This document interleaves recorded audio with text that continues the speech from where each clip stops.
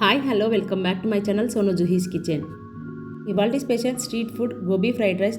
చాలా ఈజీగా సూపర్ టేస్టీగా స్ట్రీట్ స్టైల్లో చాలా బాగుంటుంది. ఒక్కసారి మీరు కూడా ఈ విధంగా ట్రై చేసి చూడండి, మీకు చాలా బాగా నచ్చుతుంది. ఈ చలికాలంలో ఈ విధంగా వేడివేడిగా గోబీ ఫ్రైడ్ రైస్ చేసుకొని తింటే సూపర్గా ఉంటుందండి. మరి లేట్ చేయకుండా గోబీ ఫ్రైడ్ రైస్ ఎలా తయారు చేసుకోవాలో చూసేద్దాం రండి. ముందుగా ఫ్రెష్గా ఉన్న క్యాలీఫ్లవర్ని ఎంచుకోవాలి. నేను 2 వరకే చేస్తున్నానండి. ఇందులో సగం వరకే యూస్ చేస్తున్నాను. మీరు కావాలంటే పూర్తిగా చేసుకున్నా పర్వాలేదు. క్యాలీఫ్లవర్ని తీసుకొని చిన్న చిన్న ముక్కలుగా కట్ చేసుకొని పక్కన ఉంచుకోవాలి. క్యాలీఫ్లవర్ని మరి పై వరకు కట్ చేయకుండా కాస్త కాండం వరకు ఉంచి కట్ చేసుకోవాలి. అప్పుడే గోబీ వేయించేటప్పుడు ఒకదానికొకటి అంటుకోకుండా వస్తుంది. స్ట్రీట్ స్టైల్లో రావాలంటే ఈ విధంగా కట్ చేసుకొని ఉంచుకుంటే కరెక్ట్గా వచ్చేస్తుందండి. ఈ లోపు స్టవ్ మీద ఒక గిన్నెను పెట్టుకొని 1.5 గ్లాస్ నీళ్ళను పోసుకొని 1/2 టీ స్పూన్ ఉప్పు, 1/2 టీ స్పూన్ పసుపును వేసుకొని నీళ్ళను బాగా మరకాగనివ్వండి. ఇలా కాగుతున్న ఈ నీళ్ళల్లో ముందుగా కట్ చేసి పెట్టుకున్న క్యాలీఫ్లవర్ ముక్కల్ని వేసుకొని ఒక 2 నిమిషాల పాటు ఉంచి వడగట్టుకోవాలి.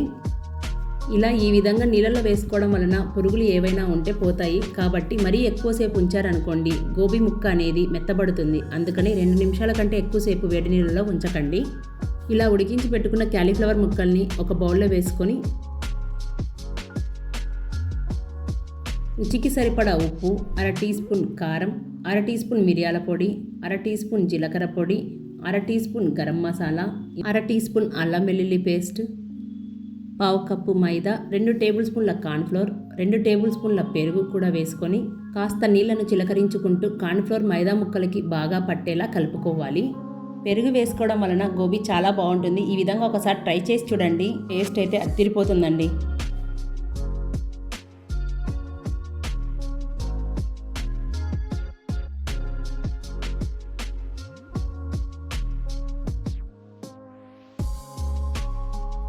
అలాగే ఇందులో చిటికెడు రెడ్ ఫుడ్ కలర్ని వేసుకుంటున్నాను. ఇది పూర్తిగా ఆప్షనల్ మాత్రమే. ఇలా మరీ పలుచగా కాకుండా ఈ విధంగా ఉంటే కన్సిస్టెన్సీ కరెక్ట్గా సరిపోతుంది.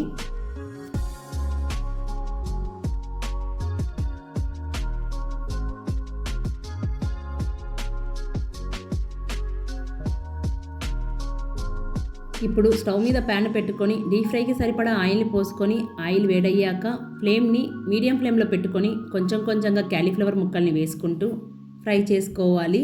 క్రిస్పీగా వచ్చేంత వరకు ఫ్లేమ్ని మీడియం ఫ్లేమ్లో పెట్టుకొని 2 బ్యాచ్లుగా ఫ్రై చేసుకొని టిష్యూ వేసిన బౌల్లోకి వేసుకొని పక్కనుంచండి.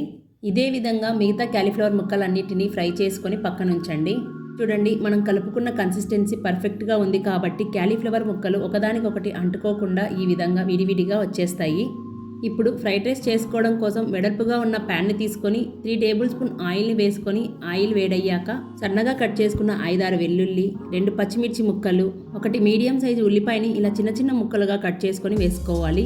అలాగే 2 టేబుల్ స్పూన్ల క్యారెట్ ముక్కలు, 2 టేబుల్ స్పూన్ల బీన్స్, 3 టేబుల్ స్పూన్ల క్యాప్సికమ్ వేసుకొని ఫ్లేమ్ని హై ఫ్లేమ్లో పెట్టుకొని 2 నిమిషాలు ఫ్రై చేసుకోవాలి. ఫ్రైడ్ రైస్ నూడిల్స్ చేసేటప్పుడు ఫ్లేమ్ని హై ఫ్లేమ్లో పెట్టుకొని చేసుకుంటూ ఉంటారు కదా, అలాగే మనం ముందుగా వేయించి పెట్టుకున్న గోబీ ముక్కల్ని వేసుకొని 1 నిమిషం పాటు అంతా బాగా కలుపుకోవాలి. ముందుగా ఉడికించి పెట్టుకున్న 1 కప్పు రైస్ ఇందులో వేసుకొని 1/2 టీ స్పూన్ మిరియాల పొడి, 1/2 టీ స్పూన్ గరం మసాలా వేసుకొని ఫ్లేమ్ని హై ఫ్లేమ్లో పెట్టుకొని మసాలా మొత్తం రైస్కి పట్టేలా మొత్తం ఒకసారి కలుపుకోవాలి. నేను ఇక్కడ మామూలు రైసే వాడుతున్నానండి. మీరు కావాలంటే ఈ ప్లేస్లో బాస్మతి రైస్ వేసుకున్నా చాలా బాగుంటుంది.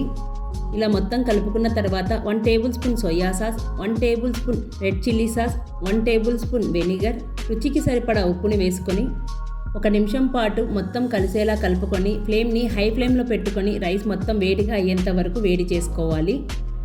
ఇలా మొత్తం వేడి చేసుకున్న తర్వాత చివరగా సన్నగా తరిగిన కొత్తిమీరని వేసుకొని సర్వ్ చేసుకోవడమే. ఈ గోబీ ఫ్రైడ్ రైస్ ఇంట్లోనే చాలా ఈజీగా స్ట్రీట్ స్టైల్లో లాగా సింపుల్గా ఈజీగా చేసుకోవచ్చండి. అంత బాగుంటుంది. టేస్ట్ విషయంలో చెప్పనక్కర్లేదు. వెదర్ ఇలా చల్లగా ఉన్నప్పుడు ఈ విధంగా ట్రై చేసి చూడండి. ఇంట్లో అందరు ఇష్టంగా తినేస్తారు. చాలా అంటే చాలా బాగుంటుంది. సో ఫ్రెండ్స్, ఇవాల్టి వీడియో మీకు నచ్చిందని అనుకుంటున్నాను. మీకు నచ్చినట్లయితే please like, share, subscribe to my channel Sonu Juhi's kitchen. ఇలాంటివి మరెన్నో మంచి మంచి రెసిపీస్ కోసం మన ఛానల్ని సబ్స్క్రైబ్ చేసుకోండి. మీ ఫీడ్బ్యాక్ని కామెంట్ రూపంలో తెలియచేయండి. Thank you for watching.